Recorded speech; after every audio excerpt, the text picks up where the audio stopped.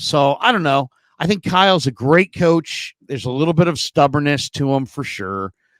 He gets the thing that drives me so crazy about him in the second quarter is they put so much money, Damon, into their defense. They obviously have so many of their resources tied up in their defense, but then they treat their defense like it's a major liability and not a strength. Lean into it. You have belief in your defense.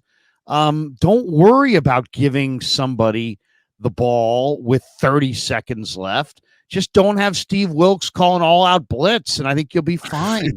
You know what I mean? Like you saw in Minnesota. I mean, he's so worried about. He's clearly. I watched it again, and he's clearly serving multiple masters in his mindset in that final drive before the half. They got the ball back with 4:09 left to go in the first half, and to only get a long field goal attempt from your rookie kicker, which you were trying to avoid altogether, leaning on him, it's just inexcusable. I mean, the drive was just totally inexcusable. They didn't handle the clock well. They wasted 45 seconds, 4:09 left.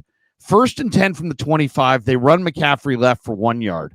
2nd and 9, he goes to Jennings for 12 yards. Now it's 1st and 10 on the 38.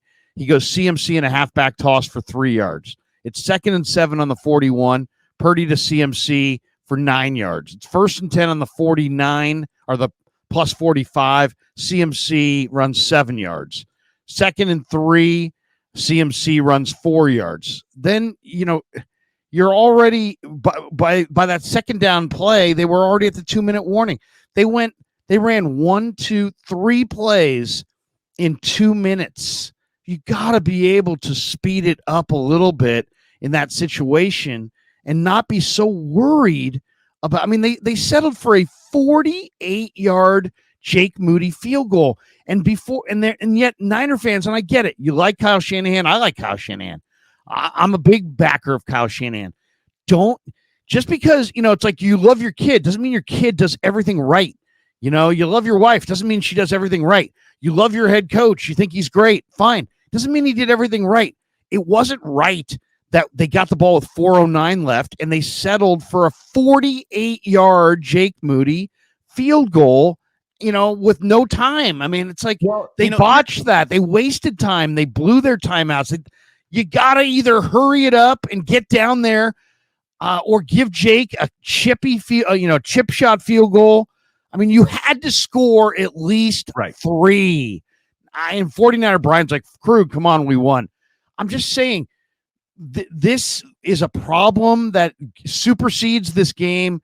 It's a problem that Shanahan has had. He wants everything. He wants to score right before the half and also leave his opponent 0 seconds on the clock. And it's just, you know what it is? It's a hard out in radio. It's a hard out. When they say, hey, Damon, we need a hard out at 9:17:15. And you can't get out at 14 and you can't get out at 18. You know what I mean? It's like, it's near impossible. It does feel like Kyle is in such a quest for perfection. He lets pretty good pass him by sometimes.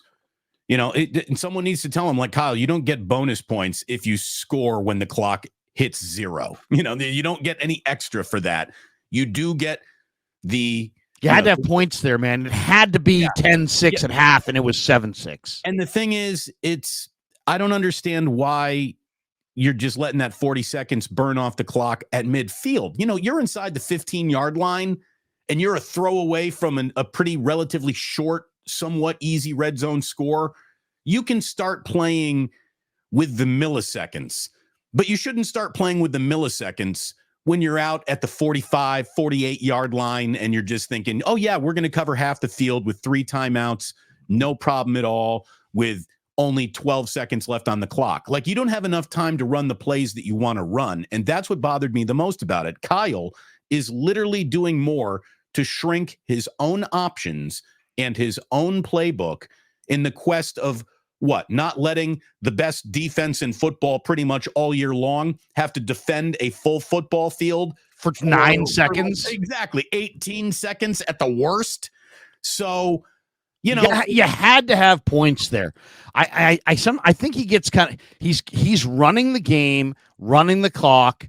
He's the offensive coordinator. He's got a lot going on there, and I just think that. I mean, I don't want to insult anybody, but I just think that he may need a little bit of help from some other entity that says, "Okay, let's do it this way." And I don't know what the answer is. It's not time at all to talk about offseason moves. You're in the NFC title game. The playoffs, all that matter. We're not talking about the offseason, but there are two hires that I would like to see Kyle make this offseason.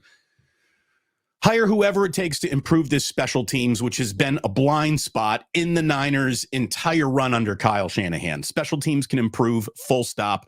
They've got a good special teams coach right now. Right, but they don't play well on special teams. Special teams is constantly a just don't screw it up. It's not seen as any opportunity to improve the game. Like Wishnowski does a hell of a job. They used a 3rd-round pick on a kicker, a 4th-round pick on a punter, signed George Odom to big money. They're doing the kinds of things that you would typically say you ought to do, but I hear you. They've got, I mean, they had a major advantage on special teams on paper over Green Bay, who was like 32nd DVOA on special teams. But the Keyshawn Nixon thing was just, oh my God. That was a gut punch too. And Larry, the other thing is like you're saying, the team needs a clock coach, a guy who's not even looking at the football game, just looking at the clock, considering timeouts left, and is a beautiful mind in terms of knowing exactly when to stop clocks and call timeouts. And how about a hurry up game management? Does this team have a hurry up? Yeah, I mean. You would think that they would have a hurry up. I asked Kyle 6 weeks ago. I said, Kyle, do you ever play around with the idea of tempo and maybe trying to speed it up? I mean, the Niners have the hardest eligibles to cover. You got a quarterback that's really, really smart and processes fast. You are you're your own offensive coordinator, so there's no like debate on the headsets. You can get plays called in on time. And he's like, yeah, we did that a lot when I first got here.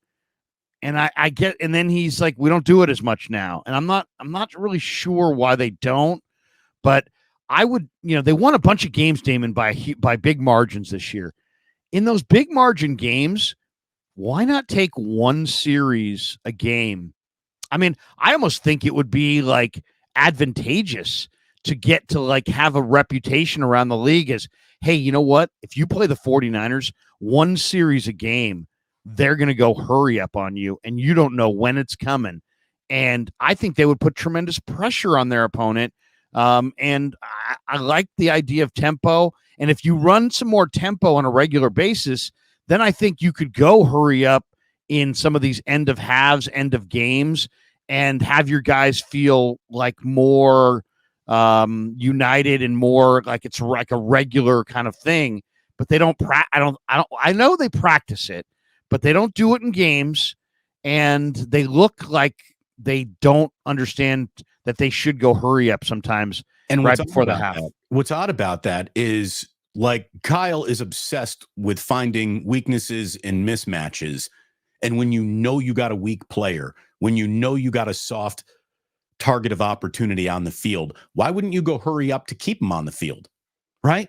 Why wouldn't you go hurry up to keep whatever advantage you think you have? This player on that player is where I can pick up a first down. Why wouldn't you continue to do that? Especially when you look around the league, Damon, and everybody's got all these sub packages. I mean, you watched Dallas last week.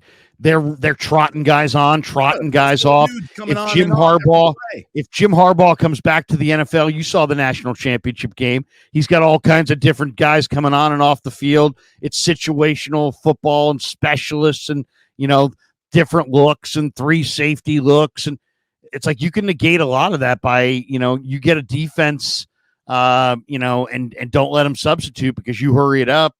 I mean, I just think playing with tempo, I saw what it did to the Niners when they played the Falcons in Atlanta when Arthur Smith went hurry up against the Niners. And it puts a little stress and pressure on your defense. And that's a good thing. So, you got this awesome offense. You're one of the big offensive gurus. Work in a hurry up And then if you work in a hurry up, I think it will give you more confidence to play faster inside of the 2-minute warning going into the half. I don't know. It's all nitpicking at this point. I will say this. If you watch, that game was hell to watch.